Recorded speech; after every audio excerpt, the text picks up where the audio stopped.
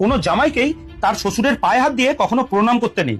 কারণ হলো, যখন থেকে মহাদেব প্রজাপতি দক্ষের গলা কেটে দিয়েছিল তখন থেকেই কোনো শ্বশুর মশাইকে তার জামাইয়ের প্রণাম নিতে নেই। 2 নম্বর, ভাগ্নেকে কখনো তার মামাকে প্রণাম করতে নেই। যখন থেকে শ্রীকৃষ্ণ কংসের বধ করেছিলেন তখন থেকে এই নিয়মটি চলে আসছে। 3 নম্বর, কুমারী মেয়েদের কাছ থেকে কখনোই প্রণাম নিতে নেই, কারণ কুমারী মেয়েরা দেবীর রূপ হয়ে থাকে। 4 নম্বর, নিজের মেয়ের কাছ থেকে বাবার কখনো পা স্পর্শ করে প্রণাম নিতে নেই, কারণ মেয়ে জন্মের সাথে সাথেই সে লক্ষ্মীর রূপ হিসেবে জন্মগ্রহণ করে। 5 নম্বর, কোনো সন্ন্যাসীকে নিজের গুরু ছাড়া অন্য কারুর পা স্পর্শ করে প্রণাম করতে নেই। 6 নম্বর, ঘুমন্ত অবস্থায় থাকা কোনো ব্যক্তির পা স্পর্শ করে প্রণাম করতে নেই, কারণ ঘুমন্ত অবস্থায় কোনো মানুষের শরীর মৃতদেহের সমান হয়ে যায়। 7 নম্বর, মন্দিরের ভেতরে কখনোই পুরোহিতকে প্রণাম করতে নেই, কারণ এতে ভগবানকে অসম্মানিত করা হয়। 8 নম্বর, ভজন করা ব্যক্তি অথবা পূজায়রত ব্যক্তির পা স্পর্শ করে কখনো প্রণাম করতে নেই,